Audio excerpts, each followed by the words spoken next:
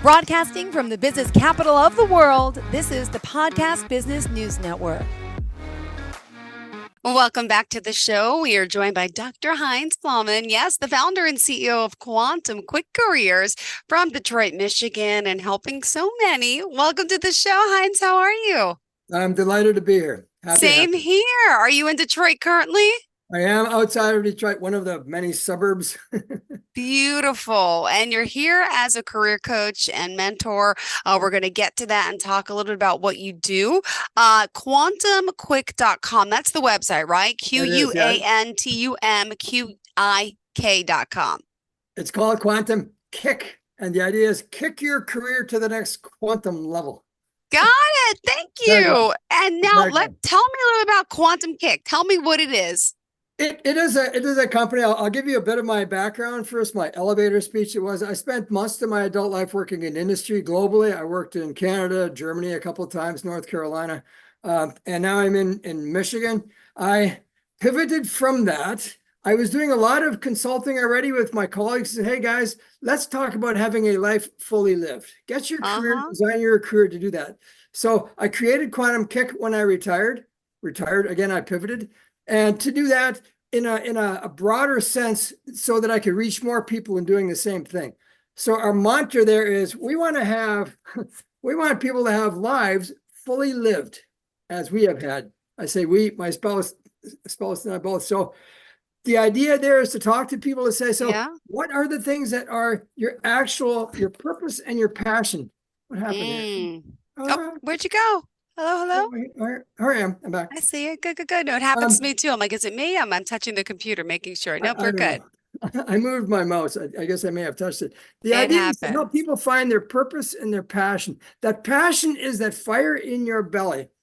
And much of my career I spent as a manager, and I recall people coming to me and saying, you need to put fire in that person's belly. Yeah. That's something that we cannot do, I believe. We need to help them find it. It's already there. So one of the things that we do is we help people find their purpose and their passion. And then we help them create options. So this is my purpose and my passion in life. What options do I have from here? And having that, then, make a plan and work the plan. And that will then take you to places where maybe you've never been before, you've never seen before. But then that will result in you having a fulfilled career, a work life. Of course, work-life balance is part of that. It'll be something that will give you your life fully lived. Interesting. Wow, I love this. So why go through another day in a job that leaves you feeling unfilled? You are right. You got to inspire us, and that's what you're doing here.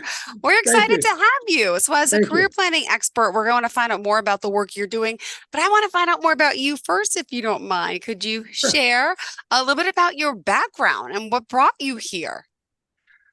What brought me here? Somebody recruited, somebody found me on LinkedIn. I'm a notorious networker because networking is a new business skill that I think many people undervalue and underutilize. I teach part-time at some universities. I tell people it's not what you know, it's who, and it's not who you know, it's who knows you that really makes a difference. There are 8 billion people on earth. I don't know 1 million yet, but I'm working hard to get there. So it's a matter of getting to know people. What you learn in school is already old. What you learn is knowledge in school. But your experience in life is what gives you wisdom. And that's the stuff that we can share with others. And they can share their wisdom with us. And that's what helps us get a richer life. So the kinds of things that brought me here, again, I was dabbling around in this already, coaching my colleagues. They were engineers and chemists, many of them. My own background is a technical geek nerd. I guess maybe I've outgrown that. To start looking at people and saying, hey, let's have these kinds of discussions and see what is your passion, your purpose, and take you into areas that are not just the technical stuff that you know, because people want to meet you. Every one of us has a story that other people want to hear to enrich their lives. So those are the kind of things that just drive me. That's what motivates me. Well, I also got to ask, you say everybody's different, right? And Yes. it's good to know that everybody has different challenges. And that's why you specialize in the unique individual. So you're going to work with them and create a plan that's unique to Yes. them. Yes. All right. All right. I love hearing this because, it's some people have cookie cutter programs. That's not what you're offering. Fill in the boxes, and in fact, I'm going to show you something else. This is what I call a career roadmap. It can also be used, it looks like an engineering diagram, but basically you start here in the corner and say, what might my next steps be, career-wise and life-wise? And I've used that kind of process for, I would say, I started using that one on myself in the mid-1980s. A lot of it came true, but not everything, because life happens and companies happen and corporations change and all kinds of things happen. Then it's a matter of how do we respond to these things. Viktor Frankl, in his book, Man's Search for Meaning, says there are two pieces there. One is stimulus. That's what happened to me. I can't control what happens to me. The other part is how I respond. I am in charge of that. So when stuff happens to me career-wise, I can make a decision. I'm going to do this or not. I was a member of a large organization. It was one of the top 20 chemical companies in the world. Taken over, acquisition, taken apart. Guess what? Wasn't my plan. Of course not. Stuff happened, and now adapt and fit. So those are the kind of things that I think are very important. That networking skill is the new, to me, a new required business skill. I don't call them essential skills. People say, well, you guys are engineers, you need soft skills. They're not soft. They are essential. Communication, listening, understanding. Those are essential skills. Wait. So you spent, was it 35 years global experience, right? You pivoted from your career into this. Yes, I worked in Canada for over a decade. I've done academic stuff too. I worked in Germany a total of 6 years, 3 years each, 2 times. Worked in North Carolina 5 years. Wow. And Wow. then moved to Michigan in 2001. Oh my goodness. So if you could do it, anyone could do it, right? I would say so. It's a matter of thinking, looking at it and saying, okay, what do I need to do here? How can I learn from this experience? Because again, we're not in charge of everything. Frankl's thing is saying stuff happens to us. It rains on us. Well, what am I going to do? Put on a raincoat. It's so true. So just adapt. All right. Your response is so critical. Amazing. So do you want to discuss, how it works? Obviously you have a strategy session to start. Do you offer an initial complimentary session to see if it's a good fit? What I do first is I call it just to get to know. It's a complimentary get to know to say, okay, where are you now? What are your interests? What are the things that are fun for you? I ask people things like this. What are you doing now? What do you like about it? What would you change about it? Do you have a vision already, a mission, vision statement, or thoughts at least around your life? I have that discussion with people, and it's actually part of what's on the form that I just showed you. The back things ask questions like this. So I have that discussion first. And of course, everybody wants to know, so what does it cost? I tell them, I haven't helped you yet. So the first discussions, I would say, are complimentary. One of the biggest things that I contribute to those discussions is, you think you would like to do this? Let me connect you with people that do that. And then you can have exactly that discussion with them. Wow. Let's pretend the person says, I want to go work in the food industry. Well, I have connections. I have vice presidential connections in the food industry. Talk to my friend Larry. Larry, what do you do? What do you like about it? What would you change about it? Tell me what kind of problems you face. Tell me, what do people like me do to help you succeed? Ah, beautiful. Because if you come in as a know-it-all, people don't like know-it-alls. They like learn-it-alls, not know-it-alls. So true. I know way too many know-it-alls, though, and I'm sure you've run into quite a few yourself. I think we do. Yes, Jill. Oh my goodness. So this is really a personalized plan, and would love to hear more about it. And I don't know if you wanted to talk about some of the people you've worked with, or what did you have in mind next on your notes? Because you're probably very organized. Well, all I have left on my Post-it notes now are the way to connect with us, and you mentioned some of them already. That we have to bring up a lot because people are tuning in and out, right? So remind us quick, how do we contact you? What is the website again? The website is this, QuantumQik.com. Perfect. And we should spell it, right? QuantumQuik.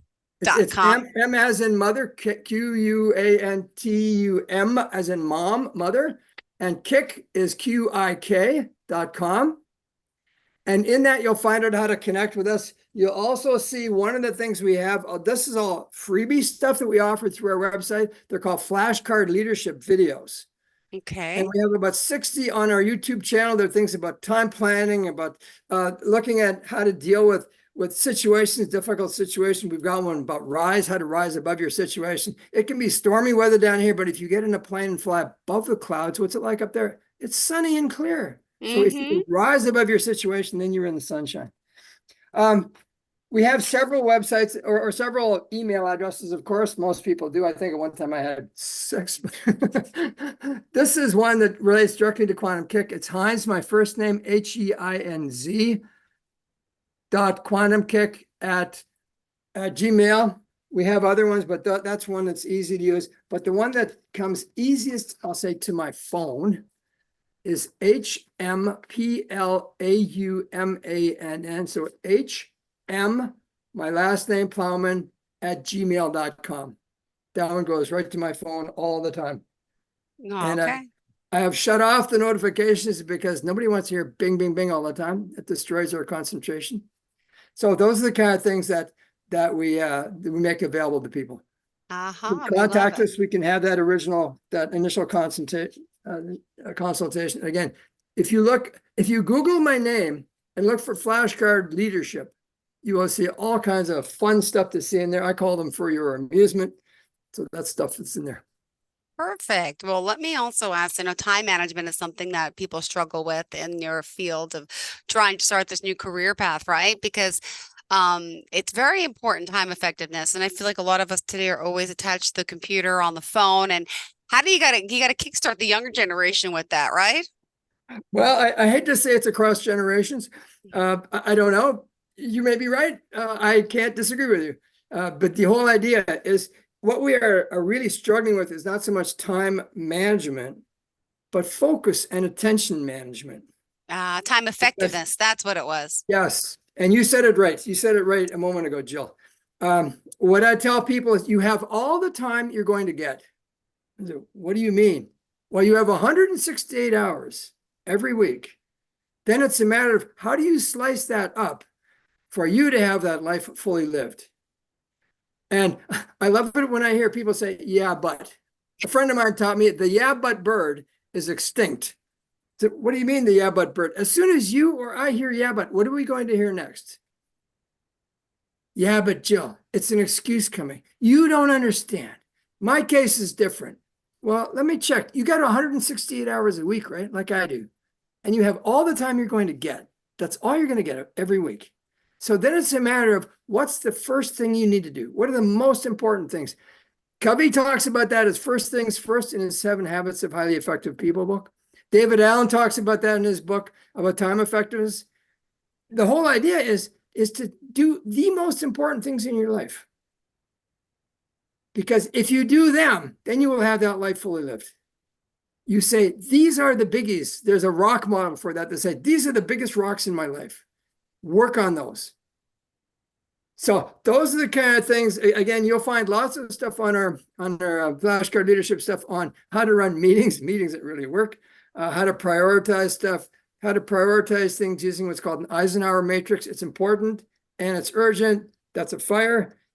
Then you have to go into firefighting mode. Not a good place to live because that's really stressful. But if it's important, but not really urgent, then you can get information, you can talk about, think about it, and make better decisions. So I don't want to have this be a time management lecture about it, but the stuff is there.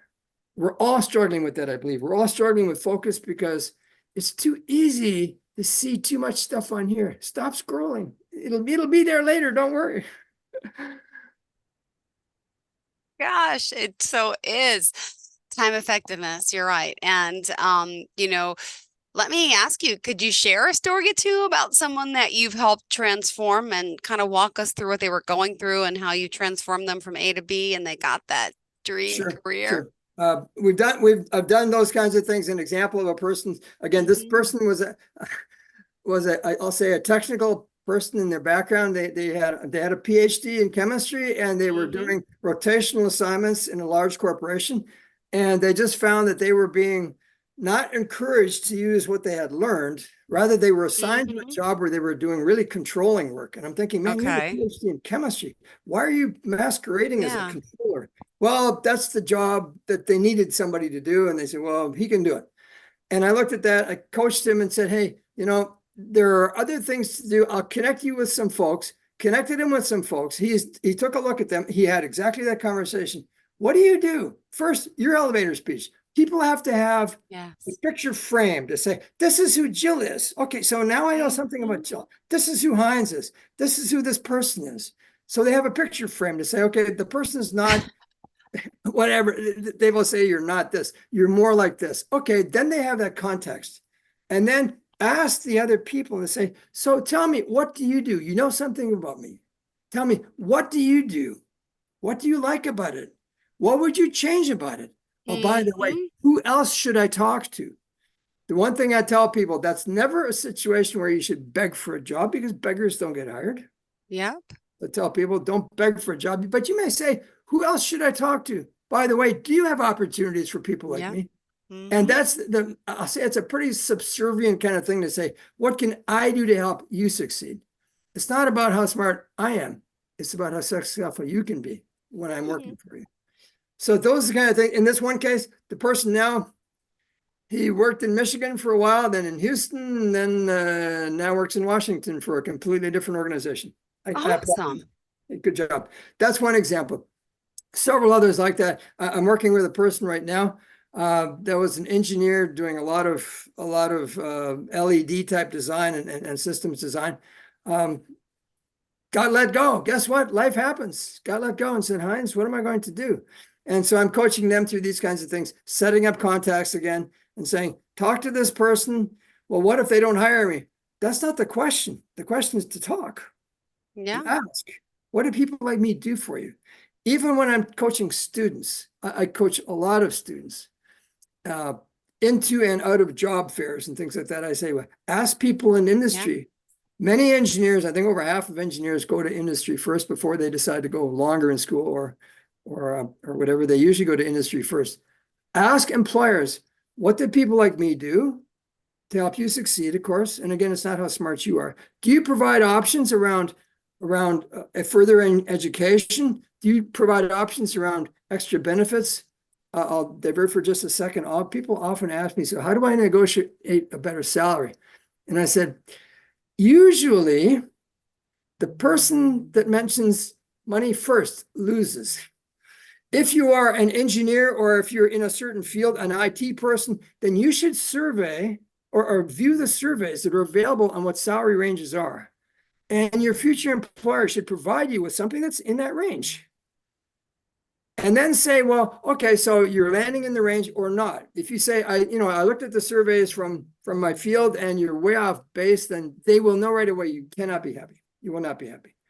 But if it's in the base, if it's in the ballpark, then you can say, okay, let's maybe talk about some other benefits. Do you guys have ongoing education support? If I wanted to do an advanced degree, a master's degree or an MBA, you guys provide time off and tuition support for that? How about vacation? And that's where vacation is structured so differently here than when I lived in Europe. In Europe, day one, you get 6 weeks. And the funny thing is, you get it when you're younger, I'll say, probably when you need more time off. Yeah. Buying a house and having a family, that's when you're younger. So those are the kind of things you could negotiate that and say, if your vacation plan is, I work 5 years before I get 3 weeks. Well, what if you could adapt that so that I work only 2 years to get those weeks? So there are other things that you can do creatively. I like that better. Yeah. Right. Let's not talk about the money, the dollars and cents, because you should land in a range.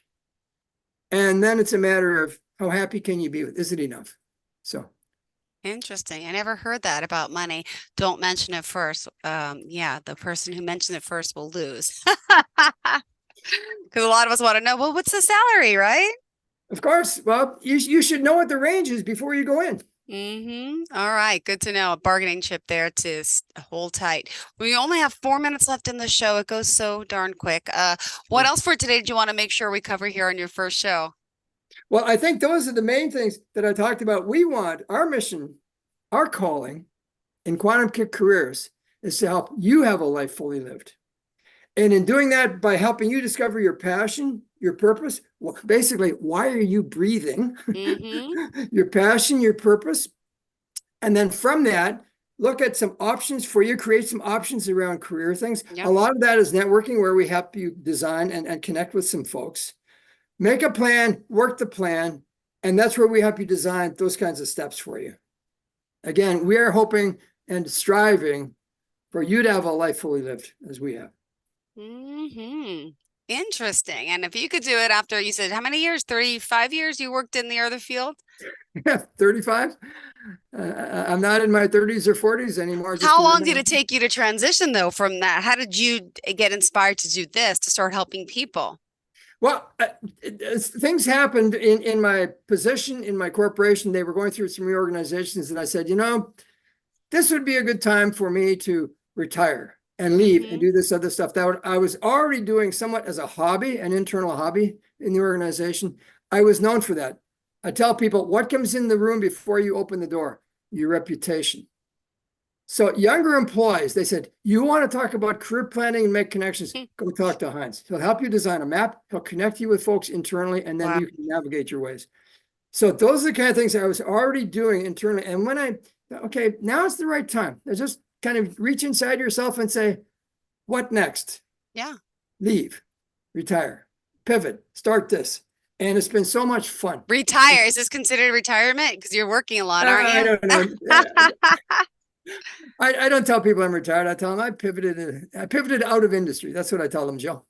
I love it. Oh, great. Well, thank you so much, Heinz. Pleasure getting to know you here, and also excited to work with you. And I hope people contact you about working with you as well. Do you want to share again your contact information, how we can get to you for that complimentary call? Is it a 15-minute discovery call you offer?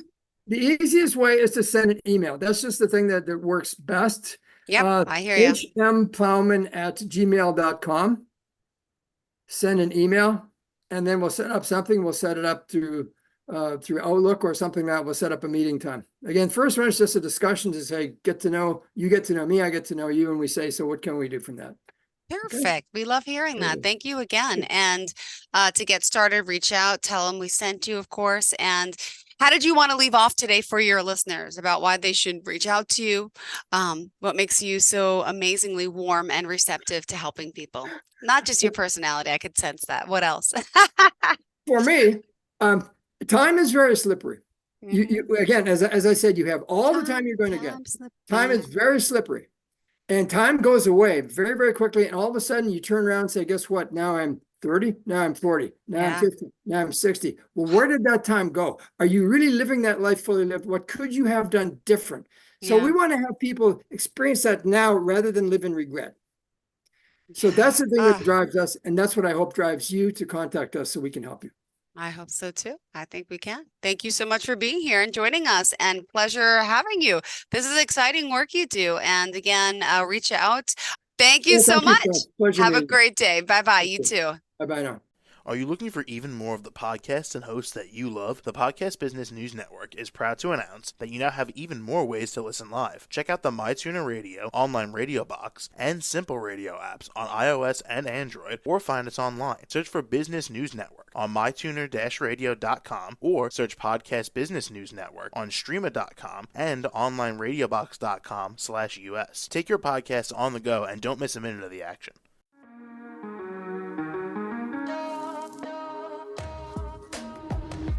Broadcasting from the business capital of the world, this is the Podcast Business News Network. For nearly 2,000 severely injured veterans, everyday life has become filled with barriers. Day-to-day simple tasks can become pretty daunting. I have to carry my chair up 2 flights of steps or have somebody do it for me. What scares me the most is just the falling. When I'm struggling with my house, I think, to have that one great barrier just knocked down, it's crucial. Home for Our Troops is a wonderful nonprofit that builds a mortgage-free, fully adaptive, handicap-accessible house. And there's no catch. It'll be our very first home. that we've ever owned. This is a game changer. This is where your life begins again. We need you to join us in completing this important mission. Please visit hfotusa.org and help build homes and rebuild lives. Because of you, everything's going to be okay.